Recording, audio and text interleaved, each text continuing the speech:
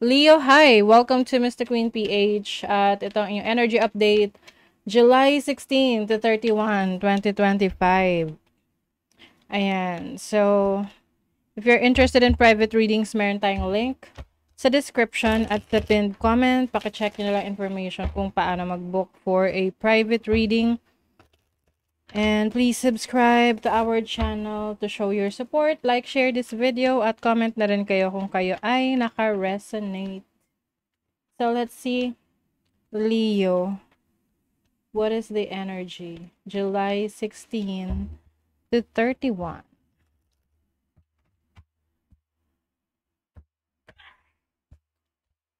Okay. Overall energy, possible challenge, opportunity, and the blessing. Wow! Ang ganda naman ng blessing. This is about success recognition. Bottom of the deck is the Tower. Whoa! Ito ay may pagka-Neptune energy to. No? Ay, Neptune, Uranus energy. So, maaring merong mga oh my God, letting go. Ito na. You are letting go of the things that are no longer serving you. Like, meron ka ng lakas ng loob na iwanan, alisan, ang isang sitwasyon. The Tower is like breaking the barriers or breaking something na alam mong hindi na makakatulong sa'yo or anything that is no longer serving you. Cliche as it may seem. Para tong lagi ko, ito yung analogy ko lagi dito. Example, yung isang building, matagal na siya, like more than 50 years na siyang nakatayo. So, syempre, di ba, hindi na siya ganun katibay. Meron na ring danger, no? Yung building na yon kung titirahan pa yon or may mga tao pang titira doon. Or gagamitin pa siya. So, it's like demolishing a building dahil hindi na siya safe for others, no? And magtatayo ka ng bago. Ganon. Okay? So, it's more on developing something. Parang meron kang i-demolish para may i-develop ka na bago. Okay? So, yeah, with the Two of Wands here, sigurado ka na sa mga pagbabagong gusto mong gawin. You are empowered. You are knowledgeable. Marami ka ng alam. Yung ba sa inyo, this is about your career, your finances. Pwede ring literal ha. Yung iba sa inyo, maaring meron kayong old house na papagiba or isang structure sa isang lupa na nabili mo, gigibain para magtayo ng bago. Ganon. So, yung iba may nabili kayong property. And there is excitement, no, for you na, okay, finally, things are going according to your plans. Ayan. So, your overall energy is the Ace of Cups, new source of happiness. May nagpapasaya sa'yo ngayon. Whether this is a person sa buhay mo, or yung inspiration mo, or yung sarili mo. 'Di ba? Marami namang pwedeng pagkuhanan ng happiness, hindi lang relationship, okay? But for some of you, pwedeng relationship, but I think this is love for yourself, okay? Mas binavalue mo na yung sarili mo ngayon. Mas nakafocus ka sa sarili mo. With the Seven of Wands, this is your challenge. Meron mga taong itatry kang i-trigger, or guguluhin yung buhay mo, or will try to distract you, no? I-distract ka. But you are setting boundaries. So, kaya kailangan you have to stand your ground na lakasan mo yung loob mo, tibayan mo yung loob mo.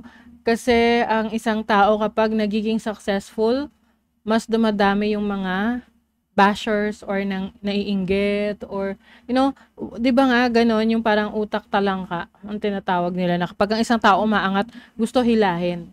Okay? So, protect your energy, set boundaries, don't let anyone na wag mong hayaan ng ibang tao or kahit na sino na guluhin yung mga plano mo.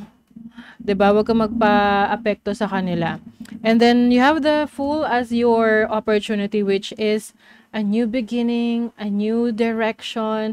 This is also about freedom. So pinapalaya mo ang sarili mo sa mga bagong experiences. Mas malakas yung loob mo. Some of you are may opportunity kayo na mag-take ng risk. This can be take ng risk sa isang relationship, or sa isang project, isang desisyon sa buhay mo na pwedeng paglipat ng bahay, isang desisyon na medyo malaki, mabigat. Oo. Malaki, mabigat. Oo. So, this can be a major decision in your life. Okay? A major change. With the Six of Wands, as a blessing, you will be recognized, you will shine, maibabalik na ang attention sa'yo or yung iyong kinang. Lalo na kung nung mga nakaraan, parang feeling lost ka, feeling mo wala kang direction. But now, you know that you are on the right path kasi merong mga taong nagse-celebrate ng success mo, may mga taong naniniwala sa kakayanan mo. Siyempre, hindi lang naman yan yung mga puro kontra-kontra. Meron at merong nakasuporta sa'yo.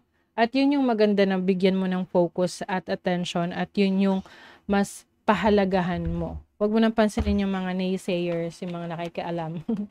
Okay? Let's see the, kaperahan, money, career, finances ng mga Leo. The High Priestess, wisdom. You have the Two of Cups.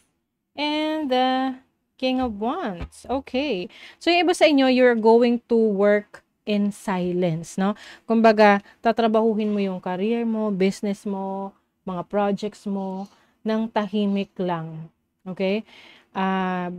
But there is someone na kasama mo rito, someone who is like your partner, can be a romantic partner or someone na napagkakatiwalaan mo na kasama mo dyan sa journey mo na yan. This can be your mentor, someone na talagang trusted mo.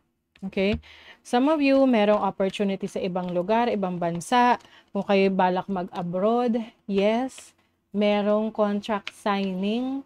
Ang advice ko lang dito is hangga't hindi pa siya official, ang mga offers pa lang or nasa proseso ka pa lang nagpag-aasikaso ng mga requirements, tahimik muna. Okay? Huwag mo muna i-share sa iba kasi baka ma-jinx, alam mo na. Let's see naman sa love life. You have the Ace of Wands. You have the Knight of Pentacles. Okay? And then the Hermit and the Hangman. There's a new person. Kung single ka, merong nagpapapansin, may nag-offer, gusto makipag-date, someone is giving you gifts or merong binibigay sa yung mga pabor, okay? Pero yung iba sa inyo, no, kung single ka, medyo ang tawag nito, hindi ka ganun ka nagtitiwala. Lalo na ako nang galing ka sa isang relationship in the past na nasira yung tiwala mo sa person na to. So, very careful ka ngayon sa relationship. Although there is someone, no, merong someone ngayon na, parang kinagigiliwan mo, but you are still guarding yourself, you are still protecting yourself. Kasi gusto mo maging sure ka dito sa person na to, na hindi lang sa surface, hindi lang sa una magaling, diba? If you are already in a relationship, I think meron kayong kailangan pag-usapan ng person mo. Kasi lalo na kung hindi na kayo madalas mag-usap, yung parang feeling mo hindi mo na kilala yung person mo. Feeling mo may kanya-kanya na kayong bagay na pinagkakaabalahan na tipong may mga bagay na hindi ka na alam sa kanya or hindi na siya alam sa'yo. So, you have to reassess your relationship and talk, mag-usap. Okay, so let's see what else. Leo.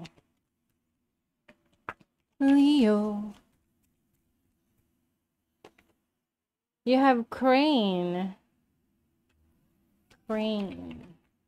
Let's see, ano pa? You have the Tree of Life. Oh, the Tree of Life is about growth. So, maaring ikaw ay mas umuunlad, mas nag-i-improve. Ang crane is also about commitment, yung devotion mo. So, the more na committed ka sa mga plans mo, sa mga goals mo, the more naman nag-i-improve or may upgrade or may growth dyan. So, for example, sa trabaho mo. Kung committed ka talaga sa trabaho mo, then definitely you will see great results. Makikita mo na ay, mas umuunlad, mas dumadami yung mga opportunities na nag-open sa'yo. Kung sa business naman, kung sinisipagan mo, mas dumadami yung kliyente mo, yung mga customers mo, mas nag-grow. You have the wolf. The wolf is awakening your wildness.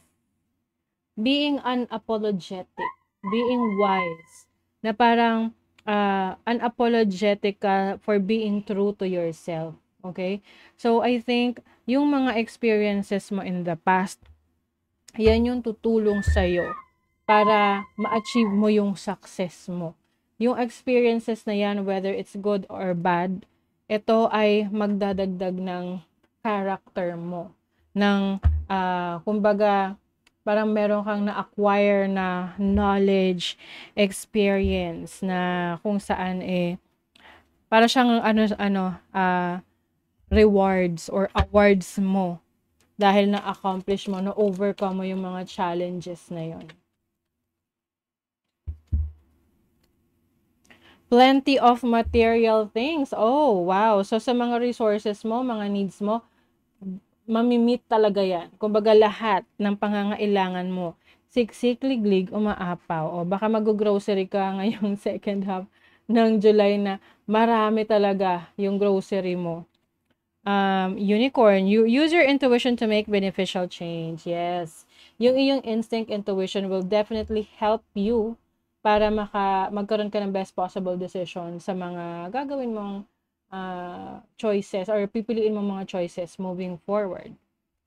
Younger woman, dealings or relationship with a younger woman. So this can be your energy or the person that you are dealing with, kapatid or kaibigan who is younger than you, or pwede rin namang anak, no, para sa iba sa inyo. Let's see what else. Things are not what they seem. You are only trapped by your illusion. What freedom do you seek? O, 'di ba? Nabanggit ko sa inyo kanina, ang opportunity nyo is about freedom. Freeing yourself from the yung mga limitations or trapped by the illusion. Pwede kasing may mga naiisip tayo na, oh, dito lang yung kaya ko, or ito lang yung circle na dapat kong galawan. But actually, you can do or have many things as you can kung ikaw ay palalayain mo lang yung sarili mo doon sa pumipigil sa'yo sa obstacles mo. Okay? So, that is your reading, Leo. Thank you so much. See you again.